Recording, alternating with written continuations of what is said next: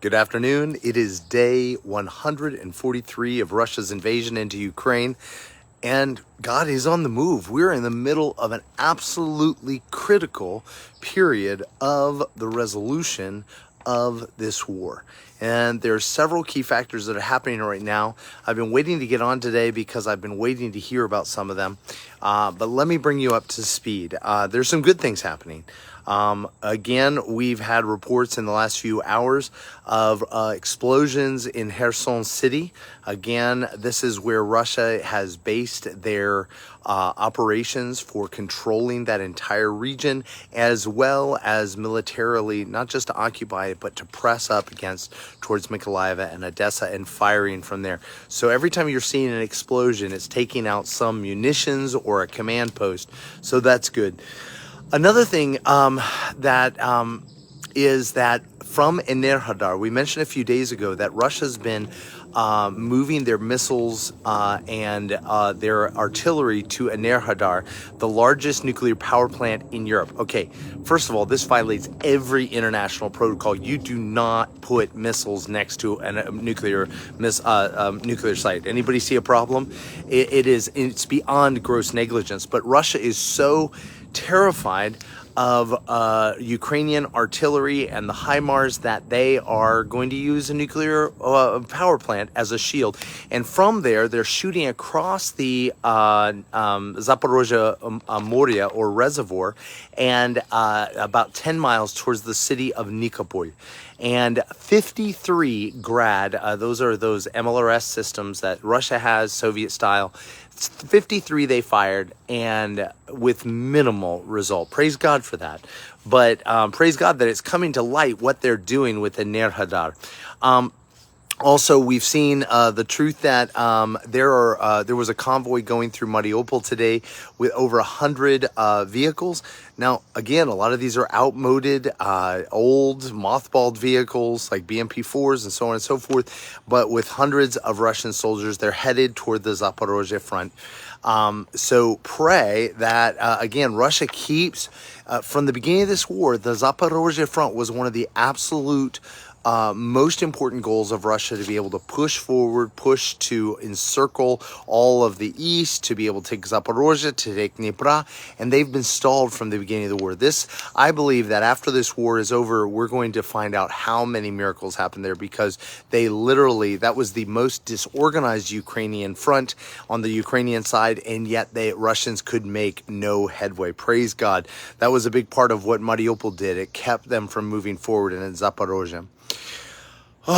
So another thing that's coming to light is that Russia has been spending insane amounts of money to attempt to buy good press and to create false propaganda in the West. In Bulgaria, they're finding that Russia's been paying journalists thousands of rubles a month to make stuff up, because trying to change the narrative. And praise God, pray that everywhere Russia's been doing this, it would be rooted out, that the people would recognize what Russia's doing and they would turn against it. So what are we praying for? I mentioned this is one of the most crucial points in the war. One thing that's happening is Russia and Ukraine are in the quote-unquote final phases of negotiations for the release of grain. Pray that this happens in such a way that the world gets the food they needed, right? They've been talking about releasing not just Ukrainian grain, but Russian grain. There's been an embargo on that. That's going to bless the rest of the world. But at the same time, that Turkey and the UN would inspect cargoes so that they're not using the Odessa port to import weapons. They don't need it. Or the other side of it is that pray that they'll also be inspecting Russian grain, that it is not in fact stolen Ukrainian grain. Pray for that as they're sorting it through, and there is hopes that they might sign a plan next week on that. Pray for that, because the world is waiting on it, but also it would remove one of the bargaining chips Russia has in this whole horrible war. The other thing we're waiting on is Russia continues to meet in a special session of the Duma. And they are, as I mentioned before, one of the things that's expected is they will declare Putin no longer president, but ruler. Again, very much, it was one of the czarist titles. Pray, pray. The other thing is there's evidence, it looks like what they're doing is they're demanding that every region, 85 regions, produces a 400-man unit of volunteers by every means possible. And there's some deep dive information on the web about how much they're paying, this, that, and the other thing. But the crazy thing is they're paying higher than professional prices for these volunteers, many of whom are alcoholics. And I mean, one of the promotional videos from the Tverskoye Oblast to the south of Moscow, they were like, had this 70-year-old man who said, "Come out and join us in the fight." I mean, it's just, it's bizarre. So, but what that does, though, you've got to realize what happens. You've got guys who are been risking their lives for months, getting paid pennies, and then guys who are completely lost, wasted, and they're not even decent soldiers coming in at the last minute, getting paid crazy money. You can see what it's going to do to morale. And so Russia's facing a lot of problems on that front because they're going to get bodies, but they're not going to be able to take territory. On the other side, the Ukrainians with the HIMARS have been able to take out so much of the artillery, so much of the ammunition. That's really amazing. But there's been a stall. The Ukrainians haven't taken ground. The Russians haven't taken ground. So pray as the Ukrainians are moving towards a mass mobilization to bring their army up to 1 million people to push back and retake all the territory Russia has. So we're at a very strange pivot point in the next few days.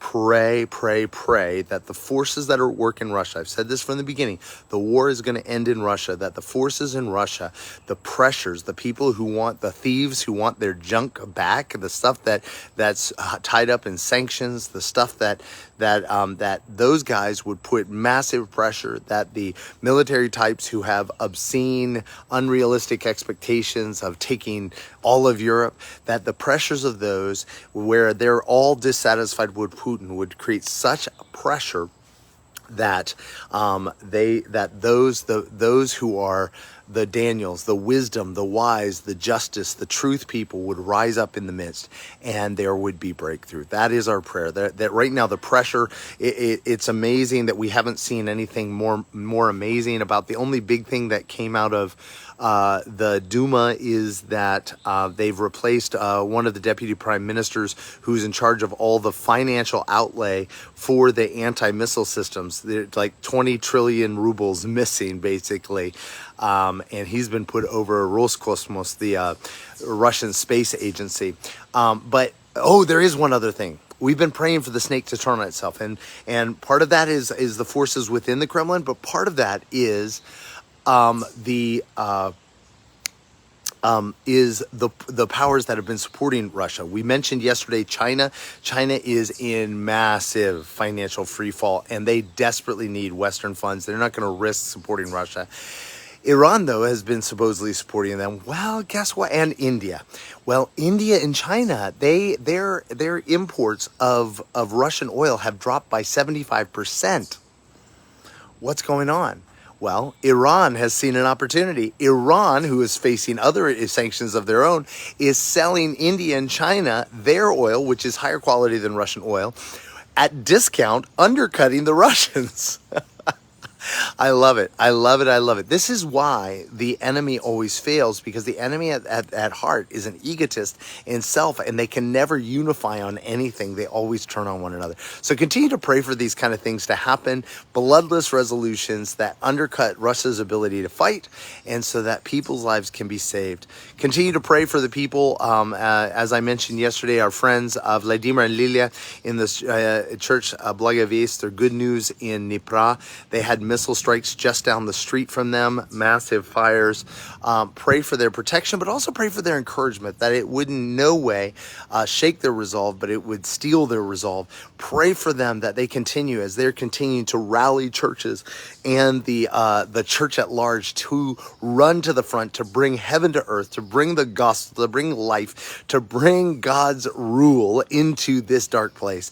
Pray for them. Also, again, thank you guys so much for all your gifts. Together, everything you've sent us, we've sent on, and the total amount now is over $201,000 that we've been able to send together. And so we're so grateful to you. If you want to be a part of that, ariselife.org/help Ukraine. Again, please go and follow them on Facebook. Look at their posts. They're posting stuff daily about what God is doing in and through them and through the church there and what's happening. And be blessed, guys. We love you all. Have an amazing day. Take care.